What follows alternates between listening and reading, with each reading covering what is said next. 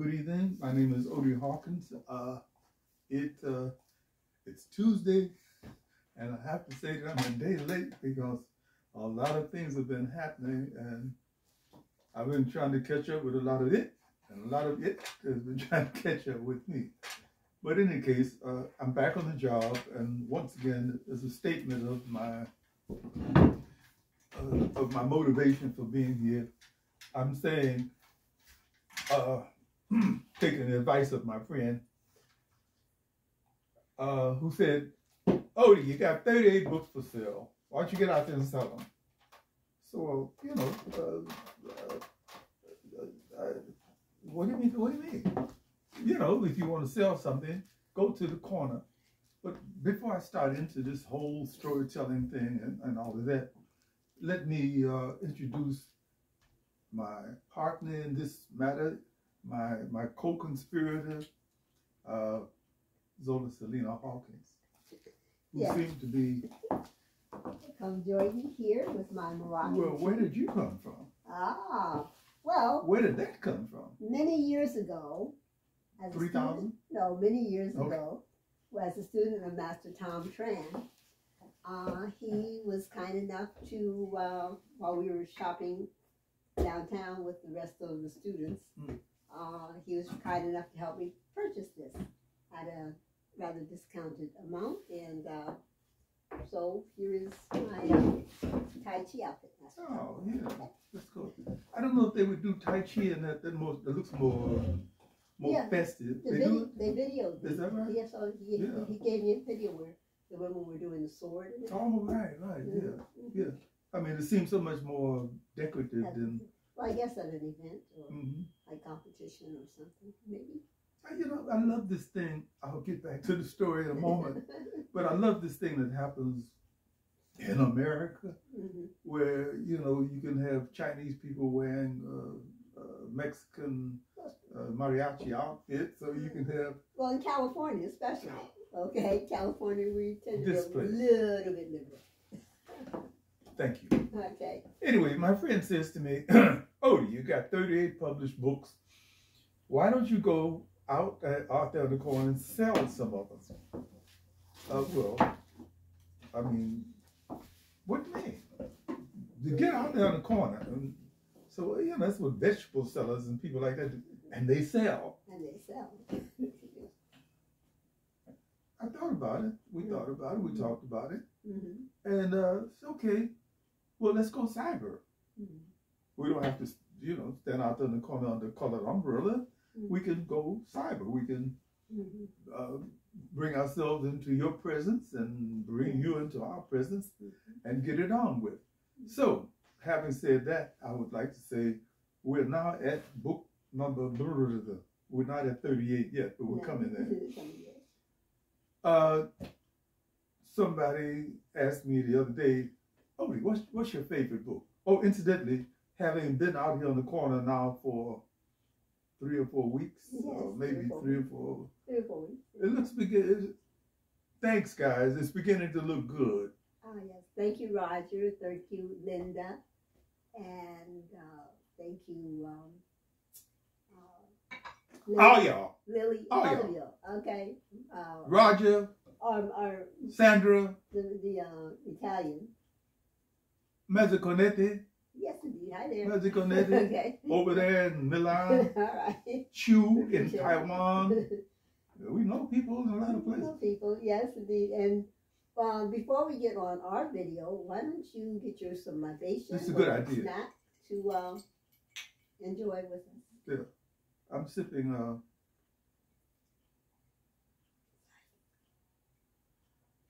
tastes somewhat like water. Oh, is it not a side? But it's not. No side? No, it's not.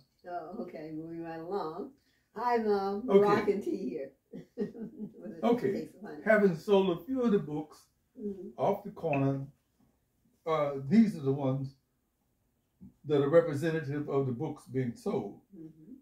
And I don't know what to say. So far, so good. Here's what happened.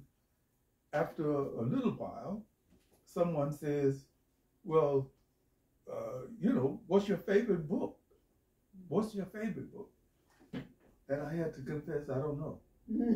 It went to pay. But I can say that one of the books I've enjoyed writing is something that I'm calling Conversations with Likka Sto Rufus. This is Conversation with Likka Sto Rufus. The cover was done by our great artist Carlos Spivey. Carlos Spivey. The back cover, as you, since you're closest to the. There you go. Back cover. It's Odie and I. Okay. That's by myself, Zola Salena-Hawkins. Okay. The book that we've talked about a lot of times, like what is this? It's kind of a comical book, but at the same time, sort of a tragic book. Well, can I? Sure. Here. The blurb about what the book is was written by Professor Justin D. Gifford, and his website is www.justingifford.com. Professor at the University of Nevada, right? Mm-hmm. Okay, in Reno. Reno. Yes, and he said, set against the backdrop of the COVID crisis and the 220 presidential election, Conversations with Likka Sto Rufus follows the incredible story of Melvin Montague Dixon III, aka Likka Sto Rufus. The novel tracks Rufus's harrowing journey as a tunnel rat in the jungle of Vietnam, a prisoner behind the bars at San Quentin, and a dope fiend on the streets of Los Angeles, becoming 50 years of recounting 50 years of Black history from the ground level through the eyes of Rufus. Conversations is ultimately a protest of the legacies of white supremacy in the age of Trump.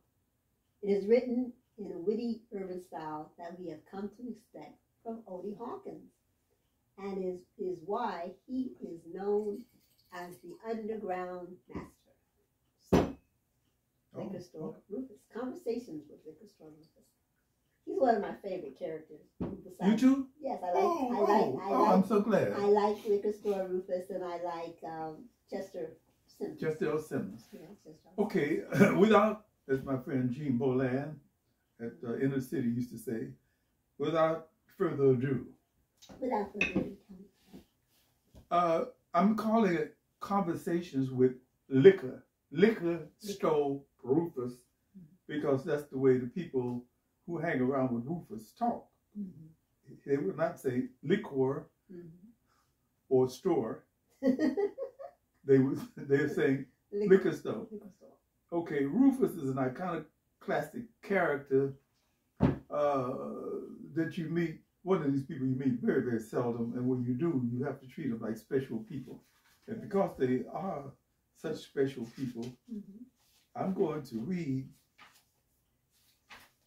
the whole first chapter, because I think that would explain a whole lot. Usually I like to read a few pages, a few words or two.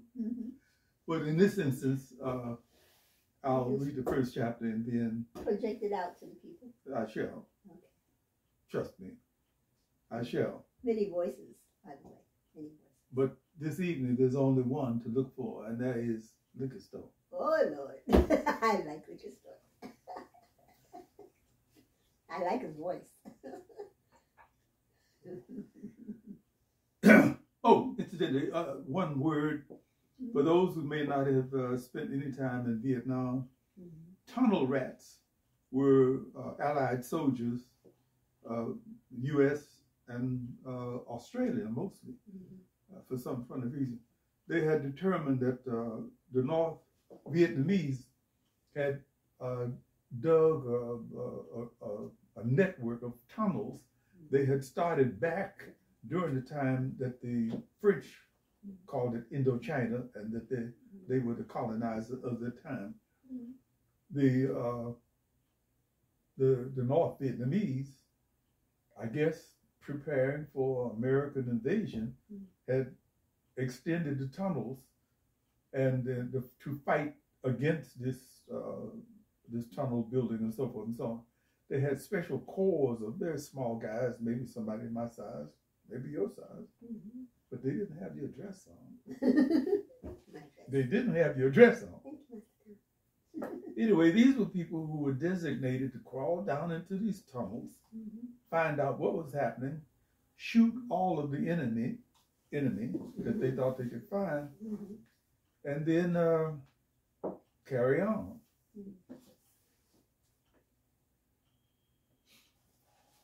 This is chapter 1. A couple of weeks into June, virus time, 2020, I had discovered the cool pleasure of mixing 1 shot of Seagram gin with 2 shots of Jamaican Ginger Beer poured over ice with a few mint leaves from the backyard spice rack.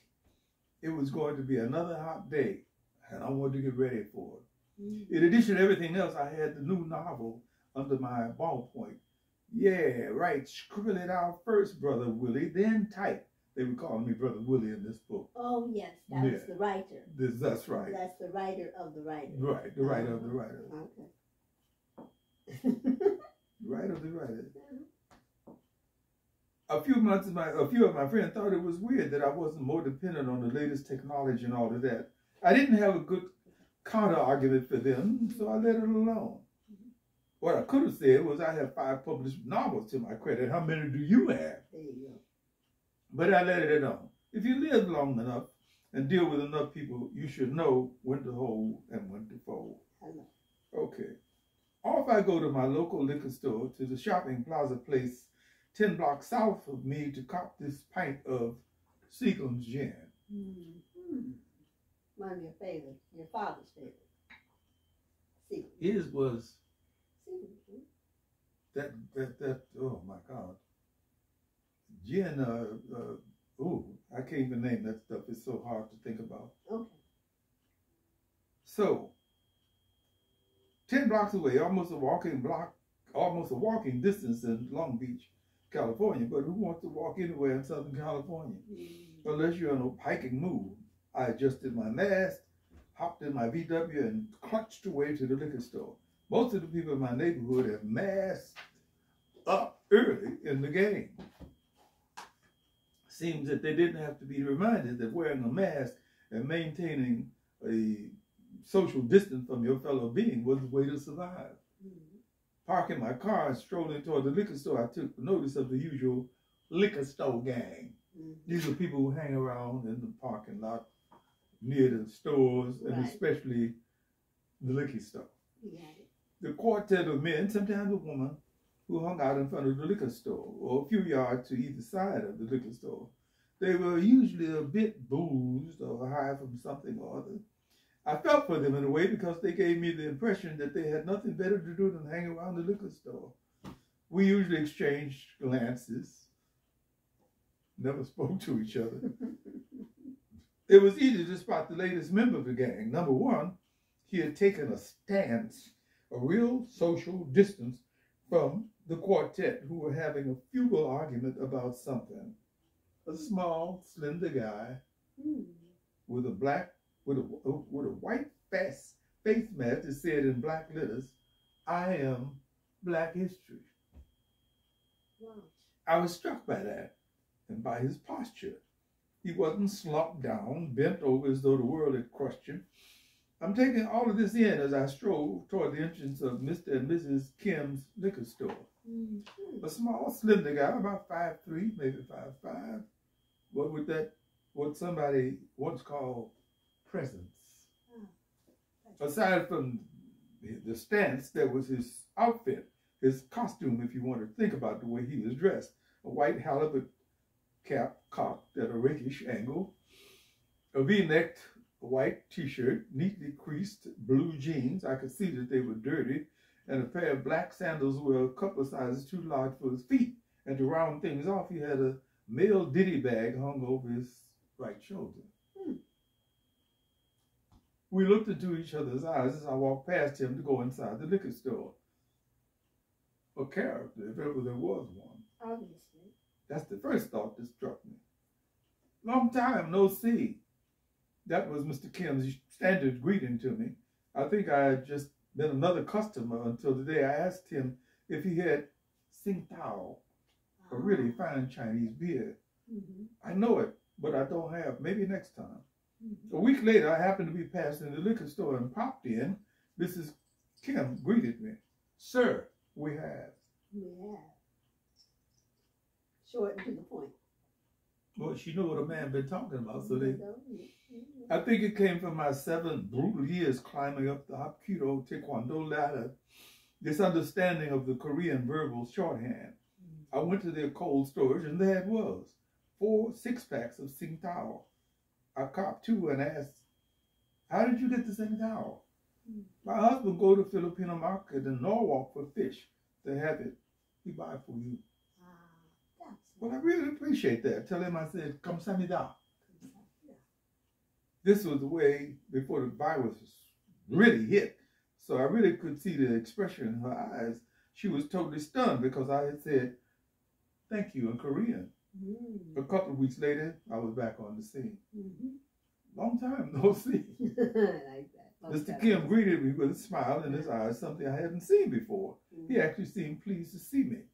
My wife says, you speak Korean. No, not really. Just a few words. Bibimbap, Bokoki, Hapkido, Taekwondo. You know Hapkido, Taekwondo? I have a red belt in Hapkido and black belt in Taekwondo. No bragging, just the truth. I have saved this Tsingtao for you. I thought that was very thoughtful of him, a nice thing to do. I didn't have the heart to tell him I had tripped to the Filipino market and copped a 6-pack the week after I found out where it was. Long time no see. Well, you know how it is. If you spend too much time in liquor stores, you could wind up like the people in front of your store. I never made it seem like I was an anti-Korean liquor store owner or anything like that. I made it clear that he was a man doing business and I was a customer. We both had a choice. I'll have a pint of Seagrams gin. My father drank Gordon's gin. Oh, okay. That's why I couldn't remember it. Okay. Mr. Kim could cover a lot of ground while he reached over to his liquor shelves.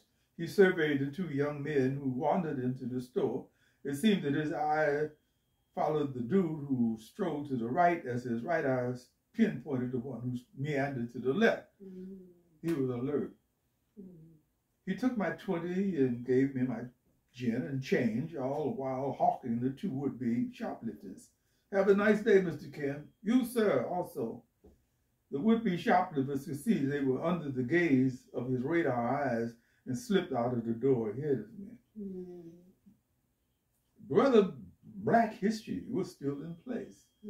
There was something about the look he gave me over the top of his mask that drew me to him. I strolled over to him, curling a dollar bill up in my right palm. I felt that I had to give him something. Maybe it was because he looked so proud, so... Had a presence.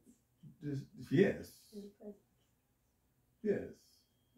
He looked down at my outstretched hand, checked the bill, and shook hands with me. I was about to walk away from him when I was halted by this deep, gravelly voice.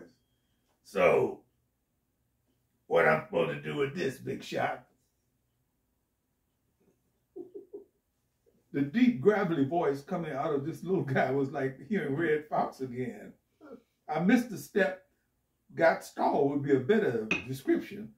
I felt like I was being made to reply to a reasonable question. I turned and walked back to face Brother Black history, from a safe distance, of course.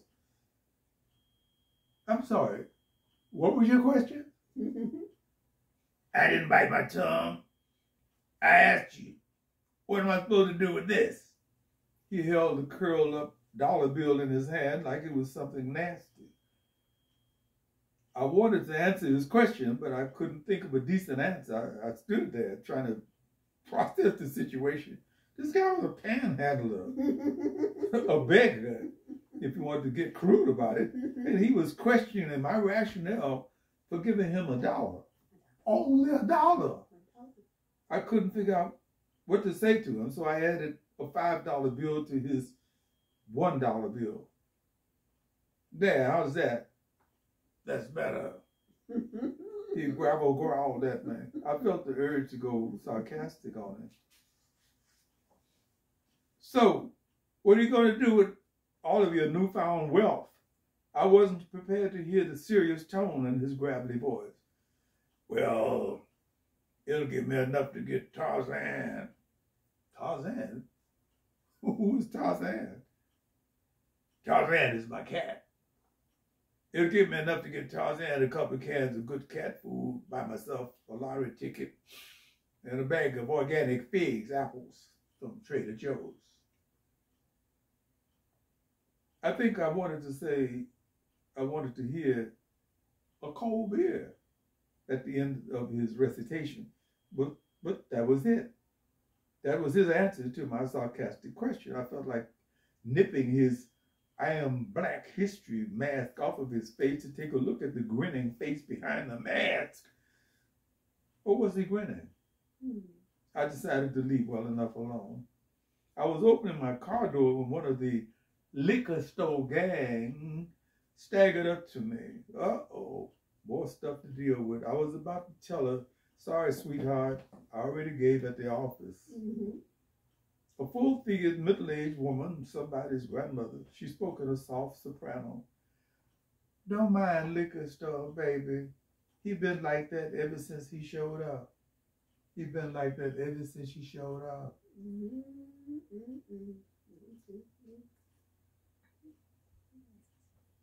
Why do you call him Likka Sto?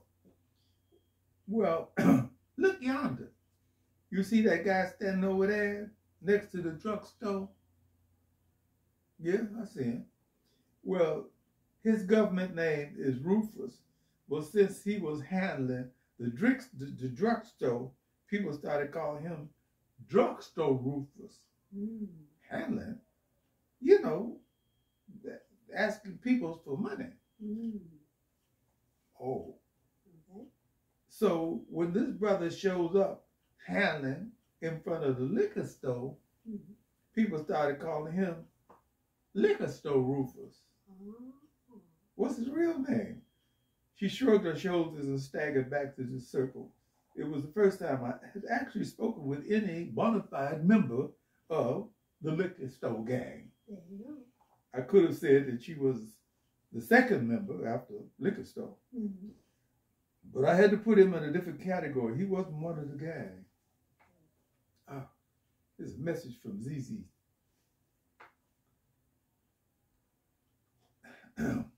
Willie, I hope you're in a cool place, hydrating yourself regularly, doing all of the things that one has to do to survive in the desert. I can't be too sarcastic, however, because as you know, San Francisco is being baked too. This may not be the end of the world, but it almost feels like it. Enough in the maudlin shit. Are you coming up here this weekend, or am I coming down there? And stop doing that salacious smile about coming, you rascal, you. I could email you. You. In any case, no matter what, I know it will be a delicious treat to be quarantined with you, no matter whether it's here or there. I know you're writing now, so I'm not going to belabor you with dramatic ultimatums. However, I would like an answer to my reasonable question before the end of the day. Today is Tuesday, as you already know. Today is Tuesday, as you already know. You already know, okay. And that's why I was waiting for Tuesday. There we go. And tomorrow will be Wednesday, if we survive all of the latter-day madness. The reason I'm talking about the weekend so soon, well, let's face it, the weekend is always staring us in the face no matter what day it is. So let me know whether it's going to be here or there. I don't give a shit which city we're going to be in. We'll be together. Love, Z. Z is, well, her name is ZZ. Could be Zola. It could be Zola. It tries to sneak me in so many of his stuff. Could have been Zola. Could have been Zola. And And he's calling her up on the phone. This is what the message is about. Willie reread the email several times as he mixed his ginger Jamaican beer mint leaf libation over several liberal mounds of ice. ZZ Lago, which is Spanish for lake. Didn't know that, did you? He sprawled back in his writing chair. ZZ Lago. Big Harry's bait line was filled with promises. Hey, you, Willie West, underground master and all that shit. You better come on and go with me to set this set, man. The rumor is that they're going to have about 8 Sojourner Truths, 6 Oprahs, 5 Angelas, 3 or 4 Karen Basses, and a heap of sexualized political people. You don't want to go? I went and met Cece. I found her 4 feet 9-inch magnet being drawn into her orbit by reasoned operatives of all political stripes, seasoned bullshitters, cynical exploiters, jive-ass folks, a few honest minds. I stood off to one side, listening to her dispense Dracula stuff to those who really wanted to know what the real deal was. Escuche, y'all. Huh? Escuche, y'all. I've been doing my duo. All right, there you go. Your duo. I'm 3 months behind in my Spanish lesson, so bear with me. Please understand, all of you all of those who really want to know what I think and not what they think, I think. Got that? Here's my honest to God truth on all this. The man who is about to be ushered out of the White House, an unfortunate name for a multiracial, multicolored nation, is giving us a chance to recognize in real time how a syphilitic sore chancre survives the processes we've had in place for almost 300 years. Fuck all of the chicken shit stipulations that the founding fathers put into the original document. Concern yourself with the would-be demon king asshole who was saying, gimme. I'm saying, no. I know. It's adult. That's a sample of what I heard when I went to this event. And shortly thereafter, I found us, me and Zizi, walking on the ocean, holding hands, talking to each other seriously. My return email was, I'm coming.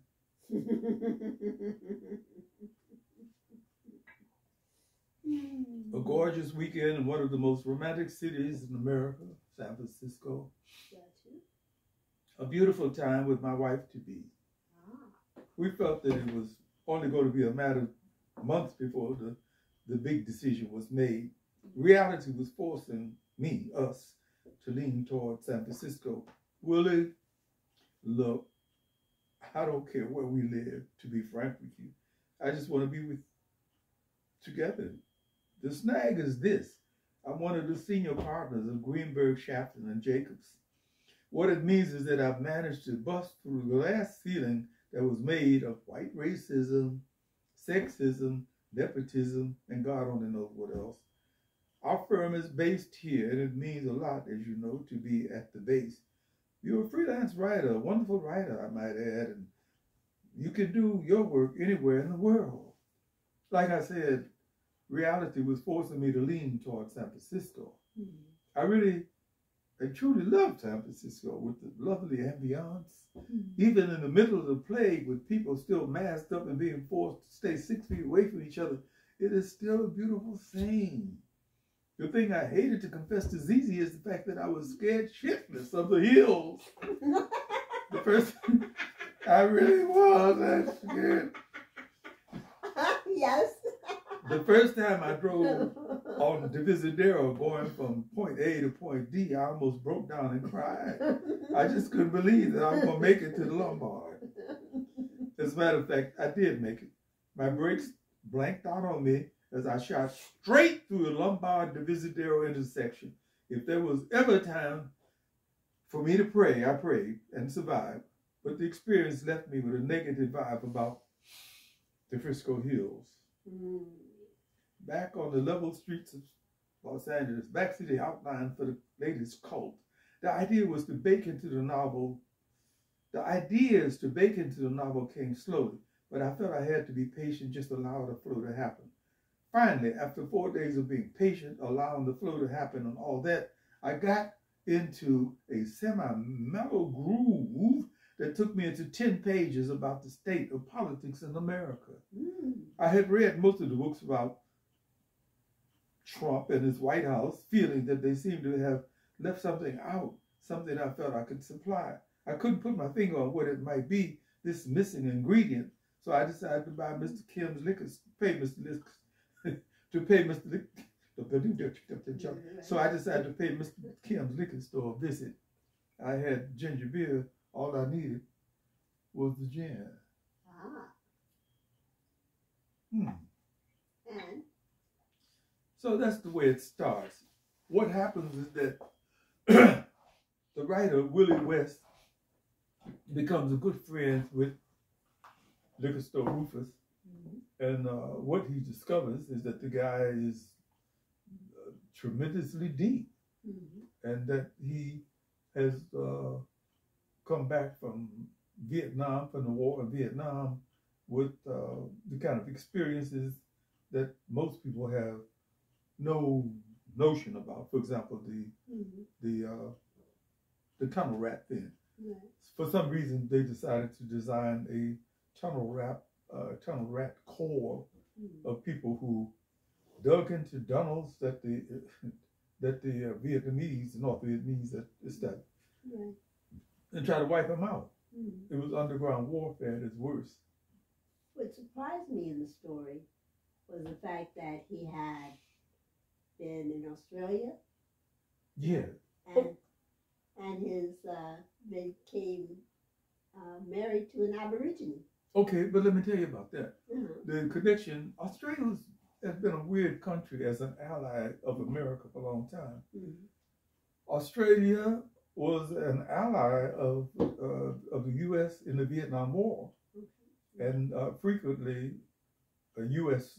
stories, Army personnel would tell you, when they took Army leave, they would go to Australia.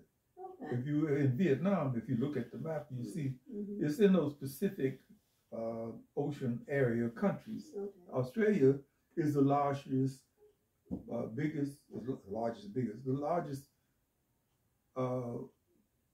Pacific Ocean country. Huge country out there. So he goes to take a break to get a week's leave in Australia, and I'm catching up to where he is, you right away. He winds up going to the local, not the liquor store this time, but to the grocery store to buy himself some apples, things that he hadn't had in a while. And there's this young woman working there named Mrs. Goolagong. Mrs. Goolagong is an as you say, an Australian Aborigine. A lot of soldiers from different countries go to other people's countries, and they only go to fight. They only go to do what they've been sent to do. That's their duty. But then inadvertently, always, we wind up dealing with each other on levels that we thought we would never deal with. There are Russians and Ukrainians right now falling in love with each other. And you know that must be a really, really tough road to hoe. Very much so. Especially on the Ukrainian side. But at every war we've had, if you remember a movie called Young Lions, where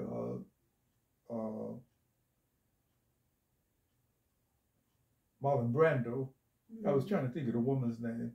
She was an Italian actress. I can't think of her name. Anyway, in the movie, he's a German soldier in Paris. And she's, Parisian, hanging out with her girlfriends. And so he hang out with his friend. And his friend knows Paris very well and persuades him to go out with him. So they, she's a Parisian, she's a French girl, and she's been conquered. But she's not conquered. And she doesn't really want to have very much to do with this wonderful Marlon Brando German. Yes, he was So, but quite the man now. at the end of the day, that's what conquers it, because after all, he is Marlon Brando. Yes. Had the, people had at arguments. the height of being Marlon Brando. Dig that. Yes, indeed. People had arguments with Marlon Brando about Young Lion because they thought he made the German military figure such a sympathetic person. They said, wait a minute, this is Nazi. He's a war criminal. Brando swept that aside and came out almost seeming heroic. In any case, Likka Sto Rufus winds up with Gulligong. They wind up being married, but he can't get her over here because she's one of these foreign brides. That is to say, she has no official status. It's funny.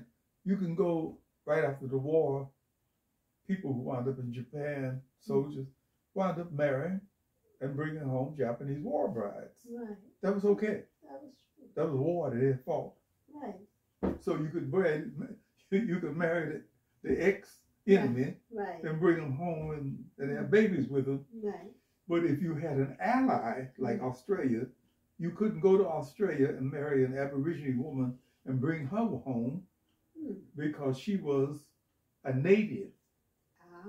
The prejudice and the distinctions are so strange. Questionable. But anyway, it goes on. Conversations with Likka Sto Rufus. All right, the holidays are coming up, Christmas, or just for your general reading. It's not a large book to read. How many pages is that? It is 166 pages. Okay, and as you said, the person who did the cover was Carlos Spivey, and his website is www.carlosspivey.com. Spiveyart. Okay, SPIVEYart.com.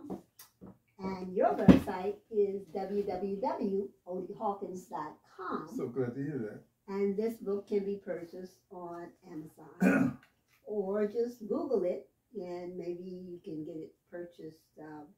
You can go through Barnes & Noble and ask them to purchase it for you. And that's about... There's a lot of tragedy in it. Yes. But there's a lot of comedy in it. A lot of tongue-in-cheek. And I've tried tongue-in-cheek. Yeah. Yes, indeed. And Willie West and ZZ, their romance is lovely too.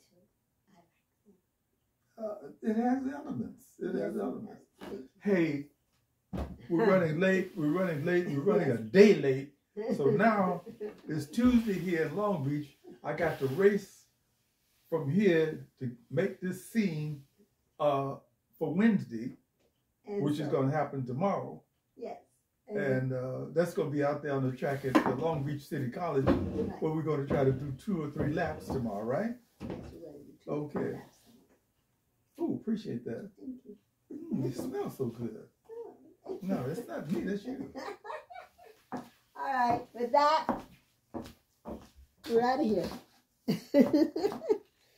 And bye for now. Let's see here. Thank you. Thank you. Let's go.